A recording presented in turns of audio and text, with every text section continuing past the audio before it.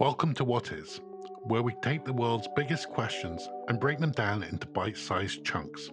Kind of like how ancient civilizations broke down massive limestone blocks, except with fewer heat strokes and slightly more sarcasm. Today's big question: what is a pyramid? And more importantly, why? Why did humans, separated by thousands of miles and massive oceans, all collectively look at a pile of rocks and think, you know what? That should be pointier at the top. If you ever looked at a Toblerone and thought this is the ideal shape for a tomb, then you're already on the same wavelength as the Pharaohs. But there's a lot more to these structures than just being very large, very heavy triangles. From the deserts of Egypt to the jungles of Mexico, we're diving into the mystery, the math, and the occasional madness of the pyramid. Before we get started, do the algorithm a favor. Hit that subscribe button and ring the bell so you don't miss out on our future dives into the what and the why of our world. Alright, let's get triangular. First, let's define the beast. Mathematically, a pyramid is a polyhedron with a polygonal base and triangles at its sides that meet in a single point. Historically, however, a pyramid is a massive check me out from a ruler to the rest of the world. When we say pyramid, 99% of you immediately think of the Great Pyramid of Giza. And fair enough, it's the only one of the 7 wonders of the ancient world still standing. It was the tallest man-made structure on Earth for over 3,800 years until the Lincoln Cathedral was finished in England. And honestly, the cathedral only won because of a spire that eventually fell down. So in terms of longevity, Egypt takes the gold. Egypt didn't invent the pyramid in a vacuum, and they certainly weren't the only ones to keep the trend going. In Mesopotamia, modern-day Iraq, they built ziggurats. These were massive terraced platforms. They weren't sharp at the top, they were more like giant wedding cakes made of mud brick. At the very top sat a temple. To the Sumerians and the Babylonians, these were the literal homes of the gods. You didn't go inside a ziggurat to be buried. You went to the top to talk to the manager of the universe. Then jump across the Atlantic to Mesoamerica. The Maya, the Aztecs, and the people of the Teotihuacan were pyramid building pros, but their why is different. While the Egyptian pyramids were mostly giant do not disturb signs for dead kings, Mesoamerican pyramids were bustling civic centers. They had stairs, lots of them, because these structures were meant to be climbed. They were the stages for rituals, astronomical observations, and occasionally the kind of human sacrifice that makes modern HR departments look very reasonable. And we can't forget the Nubians in modern-day Sudan. Fun fact for your next trivia night: Sudan actually has more pyramids than Egypt, over 200 of them. They're smaller, steeper, and built much later than the Giza trio, but they proved that the pyramid look was the ultimate fashion statement of the ancient world. Even in China, there are massive trapezoidal mounds housing the tombs of early emperors, like the first emperor, Qin Shi Huang. You know, the guy with the terracotta army? His tomb is built under a pyramid-shaped mound that we haven't fully excavated yet, because it's supposedly rigged with traps and rivers of liquid mercury, which honestly, respect. So why the pyramid?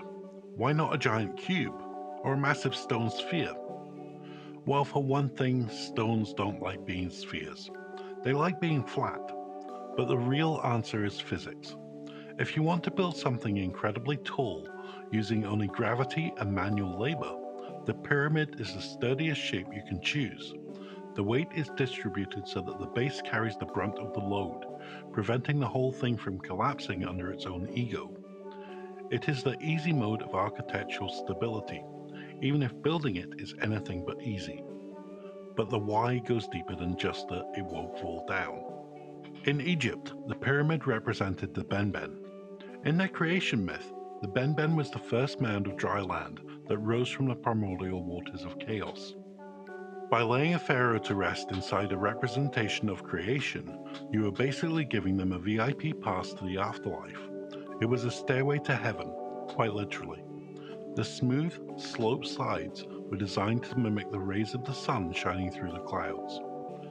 Imagine you're a peasant in 2500 BCE. You live in a hut made of reeds. You look towards the horizon and see a 480-foot tall mountain of white, polished limestone capped with a gold peak, reflecting the sun so brightly it looks like a fallen star.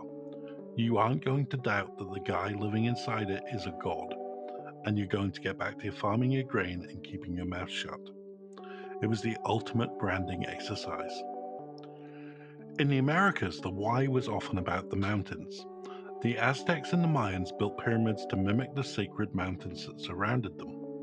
These were the places where the earth met the sky. By building a mountain in the middle of a flat city, you were creating a sacred space where the divine could descend and the human could ascend. Now let's talk about the how. This is where the internet gets weird. Okay, weirder. If you spend 5 minutes on the wrong side of YouTube, someone in a tinfoil hat will try and convince you that aliens built the pyramids.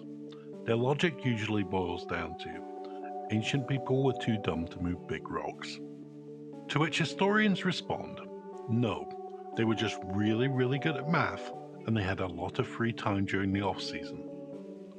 Let's look at the Great Pyramid of Giza. It's made of roughly 2.3 million stone blocks. Some of them weigh 80 tons. They're aligned to true north with an accuracy of within 3/16 of a degree. How did they do it without power tools or a crane from Home Depot? Theory number 1. Ramps. Lots and lots of ramps. For decades it was thought that there was one long straight ramp, but to reach the top, that ramp would have to be a mile long, which was more work than the pyramid itself. Current leading theories suggest that a combination of external ramps and an internal spiral ramp that allowed them to corkscrew the stones up to the summit. Theory number 2. Water and friction. We have wall paintings that show teams of men pulling a massive statue on a sled while someone at the front pours water on the sand. Archaeologists realize that if you can get sand just wet enough, you reduce the friction by half. It turns out that ancient Egyptians were masters of fluid dynamics. And who were these builders? Another myth, they weren't slaves. We found the builders' village at Giza. These people were paid laborers. They had medical care. We found skeletons with healed bone fractures that suggest they had access to pretty advanced surgery. They were fed prime cuts of beef and plenty of beer. In ancient Egypt, beer was basically a liquid paycheck. So the pyramids weren't built on the backs of the oppressed. They were built on the backs of well-fed tradesmen who were fulfilling their national service during the Nile's flood season, when they couldn't farm anyway. Now let's pivot to the Mesoamerican method. Take the Teotihuacan, located just outside modern-day Mexico. The Pyramid of the Sun and the Pyramid of the Moon weren't built all at once. They were like an architectural onion. Every few decades or century, a new ruler would come along and think, this is great, but it needs to be bigger, and they would simply build a new larger pyramid directly on top of the old one. When archaeologists tunneled into these structures, they find layers of history. It's a timeline of a civilization's growth, and unlike the Egyptian pyramids, which are mostly solid stone, many Mesoamerican pyramids were filled with rubble and earth, then faced with carved stone and vividly painted plaster. They were bright red, green, and yellow. They didn't look like the dusty ruins we see today. They looked like a psychedelic fever dream. But why did it stop? Why aren't we still building pyramids? Well, apart from the Luxor Hotel in Las Vegas, which we don't talk about, humans eventually realized that pyramids are incredibly inefficient. Think about the floor-to-space ratio. If you build a skyscraper, you have 100 floors of usable office space. If you build a pyramid, you have a massive mountain of rock with maybe 3 tiny rooms in the middle. It's the least efficient way to house people.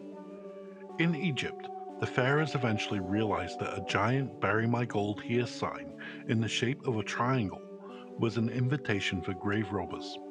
By the time of the New Kingdom, they stopped building pyramids and started hiding their tombs in the Valley of the Kings, cutting them into the cliff faces to be more discreet. It didn't work. Almost all of them were still robbed, but it was a valiant effort. In the Americas, the civilizations that built them eventually faced collapse, not just because they forgot how to build, but because of droughts, warfare, or colonial intervention. The jungle reclaimed the stone, turning the mountains of the gods into green hills until explorers discovered them again centuries later. So, what is a pyramid? It's a testament to human obsession. It's what happens when a culture's religion, math, and political ego all collide in a single point in the sky. It's a reminder that we have always wanted to leave something behind that says, I was here, I was powerful, and I knew how to move heavy things. Whether it's the limestone of Egypt, the mud bricks of Iraq, or the volcanic rock of Mexico, the pyramid is our most enduring symbol of the eternal. It's a shape that refuses to die. If you enjoyed this deep dive into the world of ancient geometry, make sure to give this video a thumbs up. It really helps the channel grow. Also, we want to hear from you in the comments. Have you visited any of these pyramids? I've been to Egypt and I've seen the Great Pyramid and the Valley of the Kings, and it was awesome. If you had to build a massive monument to yourself today, what shape would it be? Are you a classic pyramid person, or are you feeling more like a giant stone dodecahedron? Let us know below. And if you're still feeling curious, check out one of our other videos. There'll be one linked on screen now. Thanks for watching What Is, and see you in the next one.